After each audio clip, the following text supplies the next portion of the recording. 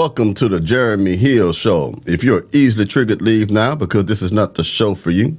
Now, what I'm going to talk about in this reaction video, y'all, I'm going to talk about the pain that black men tend to carry around, and we're going to get into it. It's going to be in regards to having father wounds. Yes, father wounds. I'm trying to put it on your screen. Hold on one second. I'll find it for you. Okay. Y'all get ready for this one? And let's get it. I've always told my kids, I say, our dynamic will never change. I'm always going to be your dad. You're always going to be my child. Yeah. I said, and I never want you to put me in a situation where I view you as anything other than that. Yeah. And so we've always maintained a relationship in that aspect. I'm the father. They're the child. There's a respect level on both sides as they reach adulthood. Yes. For you to go to that level, because to fight your dad, you no longer view him as your dad. Yeah. You view him as someone on the street that at this moment, I don't care. That was the darkest day. Darkest day. I mean, you got to understand the context of that situation is he had just hit my mother. And I'm going in front of you. Well, no, he had hit. I wasn't there, but I got a phone call. Okay. And, oh, your daddy just hit your mama. Oh, now I'm a grown ass man. Post NFL. I already played the league. Like, hey man, what? You on that? You 245? Yeah. Okay, so I ain't right. You're right. Listen, you're talking to a 5-year-old boy. Right.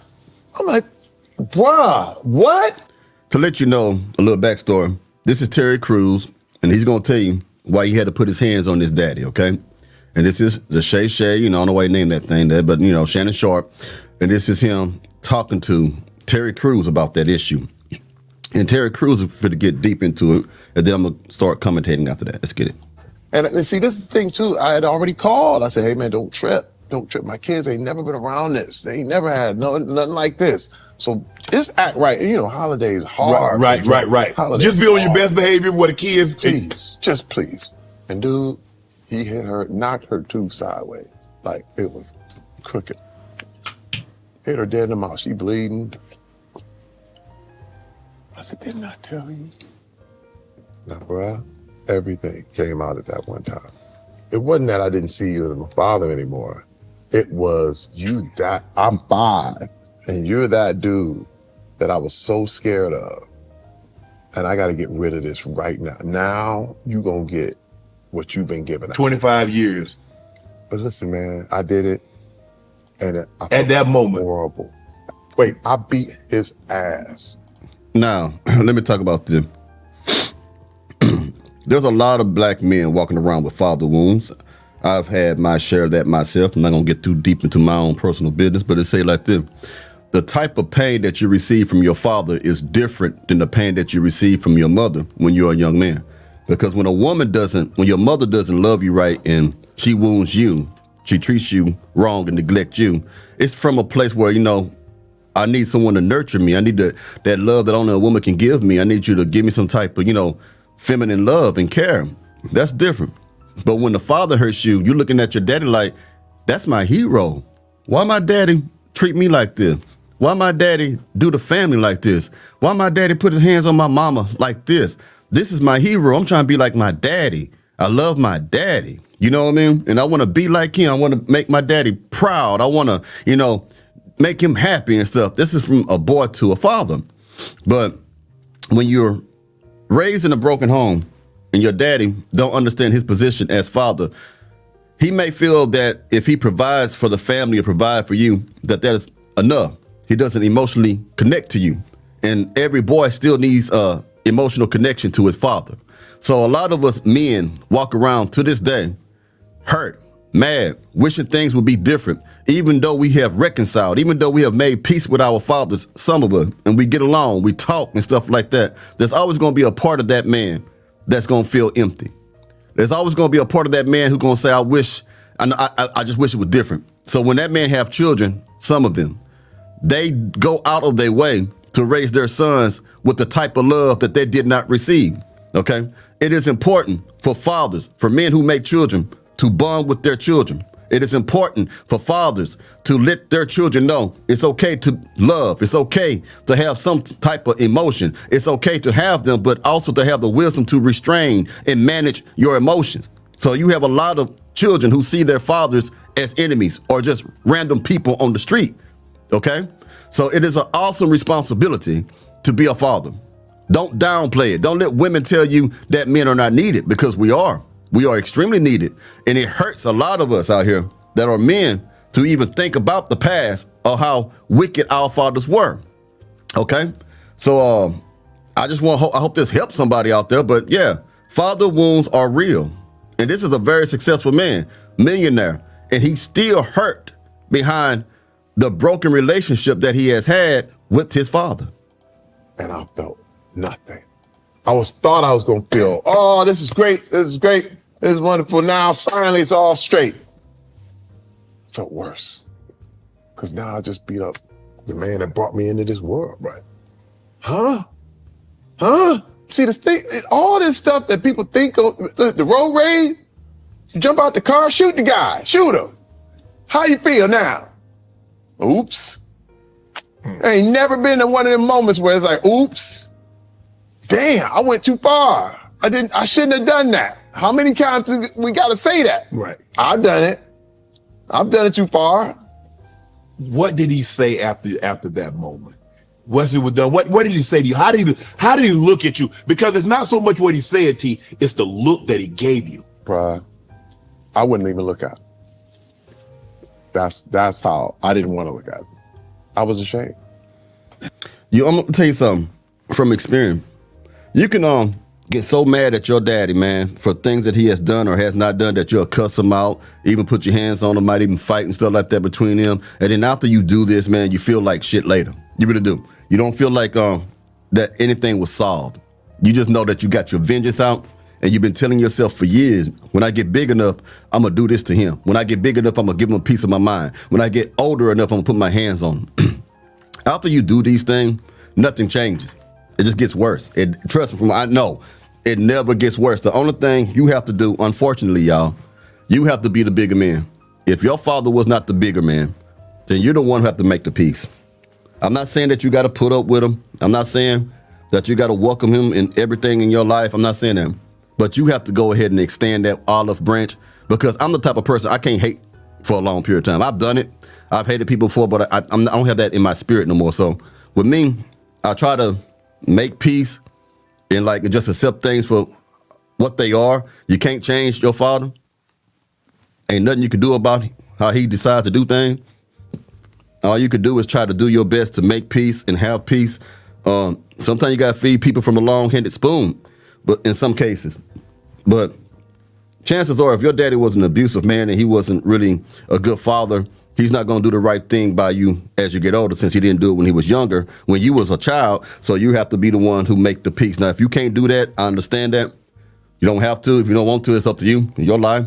But it's a good thing when you get that hatred and ill will out of your spirit, okay? Fathers have to do better than what they are doing. We need real fathers in our communities now. I was ashamed. You know you're going too far. A man is never meant to attack his parents. No. I read the story that when you were 5, you tried to kiss your dad on the cheek to tell him you love him. Because that's seemingly, as a young boy, that's what you wanted. You wanted to hear your father tell you he loved you. Yeah. So since he never told you, you were going to tell him. And you said he looked at you. Looked at me like I had an eye in the middle of my forehead. And I remember, he was still drunk. Mm-hmm. And I remember kissing him on the cheek, and I was just waiting for this, like, I love you, son. I was like, I love you, Dad. But he looked at me like, and I said, I'll never do that again. I'll never do that again.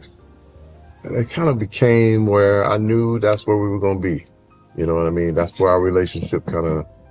Even at 5, you didn't. Even at the right age of 5, you didn't see your relationship progressing any further than what it was at that moment. That is true. After so long of being told by someone you love that, they don't love you, or after so long of seeing them treating you bad, it don't matter what your age is. You're going to go ahead and assume that this is what it's going to be for the rest of the time of knowing you. It's just how it goes. Even as you reach your teenage years, your 20s, forever how long he was on earth, and you continue to grow as a young man. Well, this is the thing, man. Being that vulnerable hurt.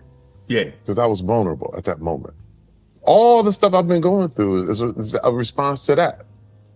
Go ahead. I'll tell people that I got molested. Mm-hmm. That's showing vulnerability. Where the whole thing was, you gotta be hard. You can't never let them see you sweat. You know, that's weak. But I realized vulnerability is strength. Yeah. Yes. Fact is, I'm me. Listen, I hurt. You step on my toe, it hurt. You shoot me, it hurts. Right. You know what? There's times I cry. I'll cry a couple of times while we're doing this interview. Right. You know what I mean? And there's a lot of things that hurt. As you've gotten older, have you ever tried to sit down and have a conversation with your father? Have you ever guys have thought about going to therapy together and try to get to the root? You're 55. I understand you have a very contentious relationship, but you only get one. Yeah. And I know sometimes you probably think you don't miss him because you have the opportunity to pick up the phone and call him. But T, there might be one day that you don't have an opportunity to talk to him. I know. And, that might be, I'll be honest with you, man, that might be the reason we sitting here today. You see, that might be the reason why you listen to this video today too, to have the opportunity to try to make things right, if you can. Just talking about this is making me realize we got to find a way to make this work. Yeah. We got to find a way. I mean, and it's wild because I call and then, you find out he's drinking, because he'll lie.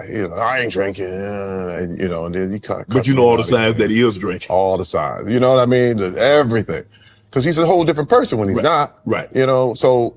Do you have brothers and sisters? Yes, I have an older brother, a younger sister, and there's the guys that I was going in between. What's their relationship like with your father, or is it just you? No, it's everybody. I mean, yeah, because but like you said, everybody was drinking. Everybody was there when he was beating my mother. Mm-hmm. You know what I mean? Mm-hmm. So it makes it very, very difficult. And when she passed, that was a really, really hard time.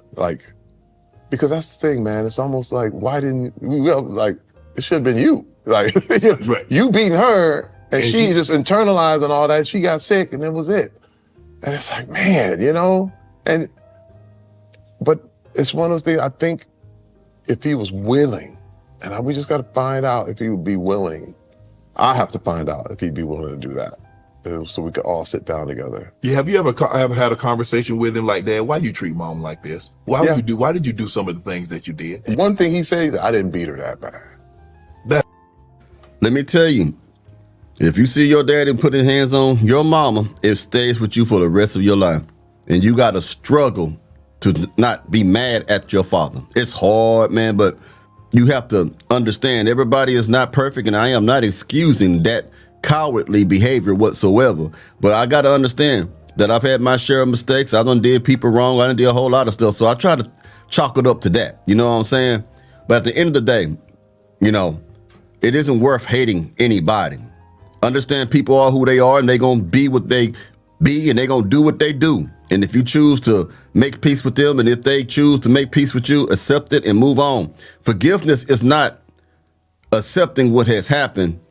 Forgiveness is accepting what has happened and move on. I'm not saying that you still there. If you still feel emotions like right now and you thinking about what happened to you, then you might need to do some forgiveness, or try to do some reaching out to your son. Now, if you're the dude who did this shit to your children, you need to reach out to them. Try to make it right and understand they ain't gonna want to hear you in the beginning. They're not, because of what you've done. That is going to be fixed over time and consistency. You got to consistently let them see that you're remorseful for what you've done. And if you're on the other end of this thing and you are the child who witnessed these things, understand it's going to be hurtful for you to talk about it. And these older people, they're going to feel embarrassed, and they're going to have their pride, but they're going to listen, and they're going to think about it. And when you leave them after that conversation, you don't know how many tears they're going to cry after you don't come up to your father and say something like, look, you did my mama like this. Look, you destroyed the family. Look at what you did. They won't cry in front of you, but they'll cry when you leave. The whole thing is about healing. We have to heal each other. And this is one of those touchy topics that people like to avoid. But these are one of those topics that are real. This happens every day in the black community. The father wounds, the mother wounds. We're a bunch of wounded people who needs therapy, that needs healing. So let the healing begin. Let the reconciliation begin. That bad. Bruh, when you're talking those kind of words, you're like, man, what are you saying? I didn't beat her that bad. You're talking to her son. And he's never been able to acknowledge that. And what happens, this is a problem, man. Listen, and this is one thing I realized, that if you don't deal with these things early or where you're at, they harden. Mm-hmm. You know, the Bible talks about hardening your heart. And there's a point where you feel like, well, I'm good no matter what. And I never wanted to get like that. But let me tell you, we did have a great moment about 10 years later, because I left and never came back for a long, long time. Mm-hmm. We did have a moment, because I said, and this is during my therapy sessions, and I called my father up and I said, you know, I need to talk to you because I need to find one thing that I'm thankful for you for. And I said, I'm thankful for you for having me, because if you didn't have me, I wouldn't exist. I said, thank you for being my father. And that was you just had to find one thing. It wasn't all just, hey man, if it wasn't for you, I would never be here. Mm-hmm. Thank you. He cried, he apologized, he said he was sorry. And I never had that. Then I flew home and we hugged it out. I was like, maybe we're on a new path, Yes, that's what I like to hear. Black men trying to make peace with other black men. Black sons trying to make peace with their black father. Black fathers trying to make peace with their black sons. We all need this type of healing. We all need this, because most of us in our community are traumatized one way or another. And a lot of it starts at home. The trauma started at home. And we got to do something about that, Jack. Well, anyway, man, you get at me. You holler at me. Let me know what you think about this particular topic, man. And I'll be getting at y'all another time, man. Y'all be safe now here.